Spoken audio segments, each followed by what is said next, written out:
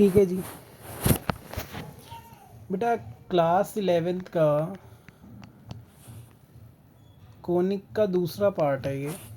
इसमें पैराबोला समझाना था, एलिप्स एंड हाइपरबोला। ठीक है, तो मैं पहले डिस्कस कर लेता हूँ तीनों में क्या क्या होता है। पैराबोला बेसिकली 4 टाइप का होता है। राइटवर्ड्स पैराबोला,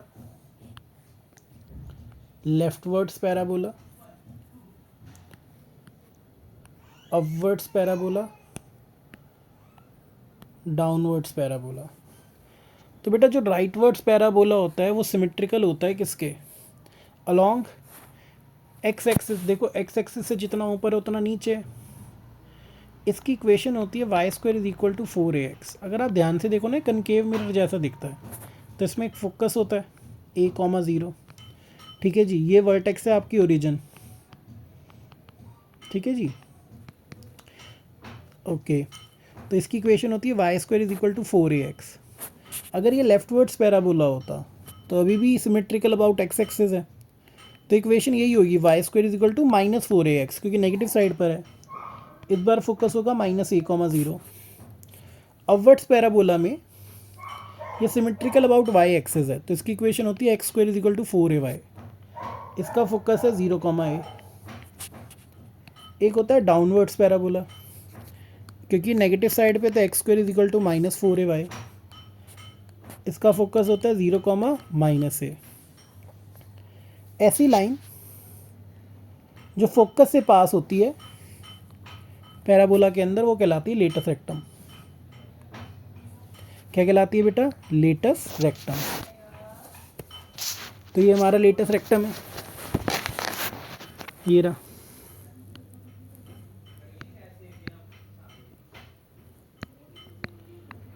और इसकी जो लेंथ निकलती है बेटा वो बराबर होती है 4a के। सब में ही 4a होती है। इसमें भी लेटस रेक्टम की लेंथ 4a होती है, यहाँ पे भी 4a होती है, और यहाँ पे भी 4a होता है।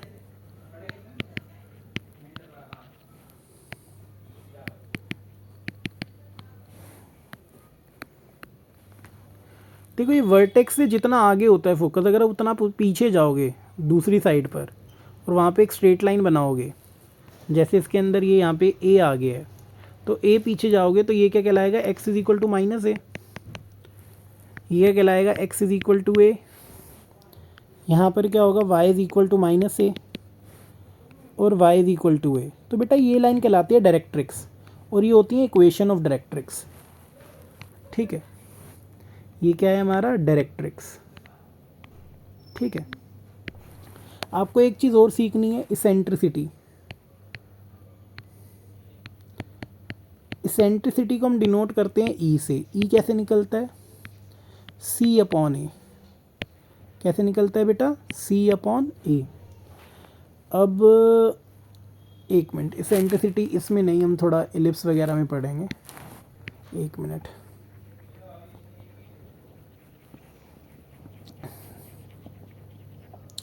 पैराबोला में इतनी चीज़ें होती हैं, इससे ज़्यादा नहीं होती। ठीक है, मान लो कल को तुम्हें इक्वेशन आ गई y square is equal to 12x।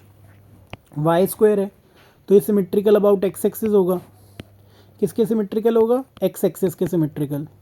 और सिमेट्रिकल एक्स एक्सिस के तो उसकी इक्वेशन क्या होगी, y square is equal to 4ax। अगर इन दोनों को कंपेयर किया जाए तो 4a बराबर है 12 के, तो a की वैल्यू आ गई 3। तो हमारा फोकस क्या हो गया, 3,0। ऑब्वियसली राइटवर्ड्स पैराबोला है ना, तो राइटवर्ड्स पैराबोला में ये फोकस होता है। ठीक है, और बच्चे डायरेक्ट्रिक्स की इक्वेशन क्या होगी, जितना आगे है उतना पीछे जाना पड़ेगा, x is equal to -a। ठीक है, लेंथ ऑफ लेटस रेक्टम क्या होगी, 4a। 4 into 3 is 12। ठीक है जी, ये बात समझ आई। ओके, आगे चलते हैं।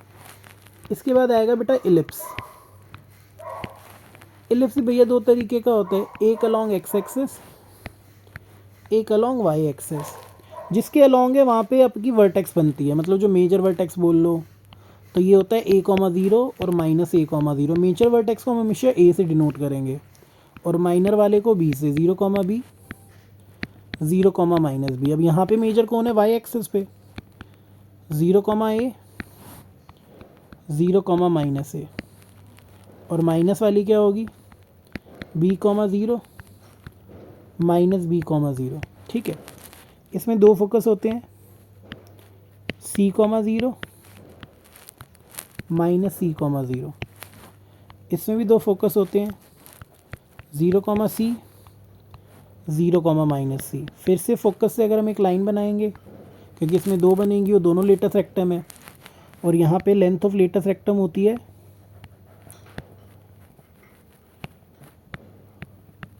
2b² अपॉन ए, ठीक है। क्या होती है? 2b² अपॉन ए। अच्छा जी, आपको ए बी और सी के बीच में एक रिलेशनशिप याद रखना है। ए स्क्वायर बराबर होता है b square plus c square के। किसके बराबर होता है बेटा? B square plus c square के। यहाँ पे एक चीज़ होती है सेंट्रिसिटी।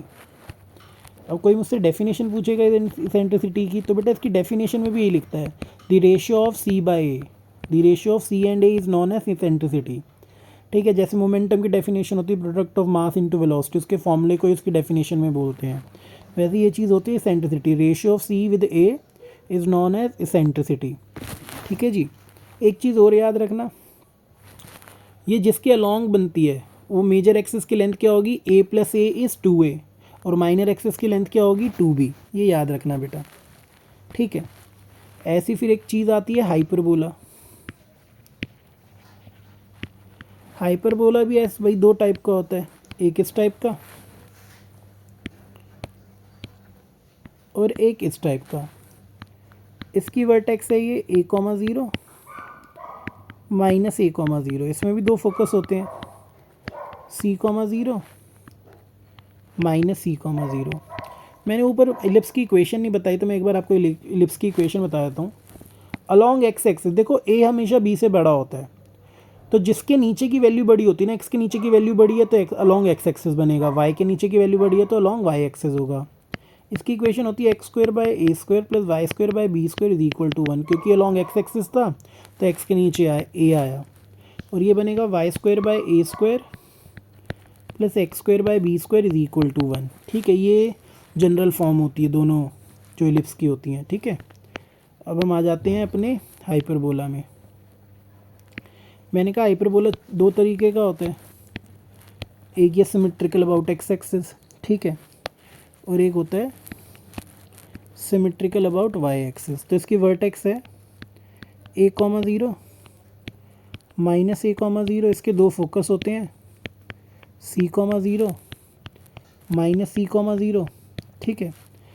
ओके जी, फिर से वो लेटेस्ट रेक्टम होगी जो फोकस से पास होती है, ठीक है। इसमें भी इसी तरीके से होगा बेटा, ज़ीरो कॉमा ए, ज़ीरो कॉमा माइनस ए, फोकस होगा zero comma c, zero comma minus सी, ठीक है। इसमें याद रख लो लेंथ ऑफ लेटेस्ट रेक्टम तो वही रहती है 2b² अपॉन ए। यहाँ पे a स्क्वायर बी स्क्वायर और सी स्क्वायर का रिलेशनशिप याद रखना। यहाँ पे रिलेशनशिप होता है a square plus b square is equal to c square. Eccentricity वही होती है c अपॉन ए, ठीक है। अब इक्वेशन याद करो, इसमें फ़र्क नहीं पड़ता कि a बड़ा है कि b बड़ा है, इससे कोई फ़र्क नहीं पड़ता, जो आगे लिखा है उसके अलॉन्ग बनेगा। जैसे ये अलॉन्ग एक्स एक्सिस है, मतलब एक्स एक्सिस के सिमेट्रिकल है, x square by a square minus y square by b square is equal to 1, और इसकी इक्वेशन होगी y square by a square minus x square by b square is equal to 1। देखो आपको length of latus rectum a b c का relationship, eccentricity ये याद रखना है।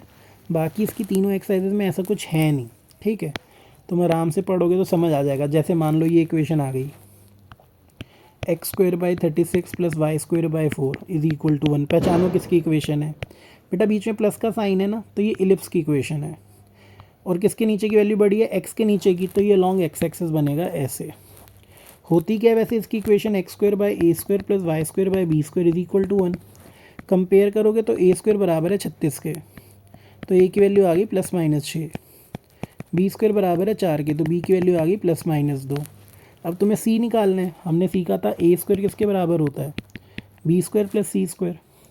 तो 36 is equal to 4 plus c square, तो सी स्क्वायर आ गया 32, तो आ जाएगा 4√2। क्या आ जाएगा? Plus minus 4√2। इतनी बात समझ आई है? इसेंट्रिसिटी कैसे निकलती है? सी अपॉन ए कर लो। लेंथ ऑफ लेटेस्ट रेक्टम कैसे निकलेगा? 2b² अपॉन ए, वो भी कर लेंगे, ठीक है। याद रखना जिसके अलॉन्ग बनता है ना हाइपरबोला में, वो कहलाती है ट्रांसवर्स एक्सिस। और जो दूसरी एक्सिस होती है वो कहलाती है कॉन्जुगेट एक्सिस। ये चीज़ याद रखना, ठीक है। अगर तुम्हें बेसिक चीज़ें याद हो जाती हैं तो ये चैप्टर मुश्किल नहीं है, बहुत आसान है। इसके क्वेश्चन ट्राई करो, नहीं होंगे तो मैं कराऊँगा, ठीक है।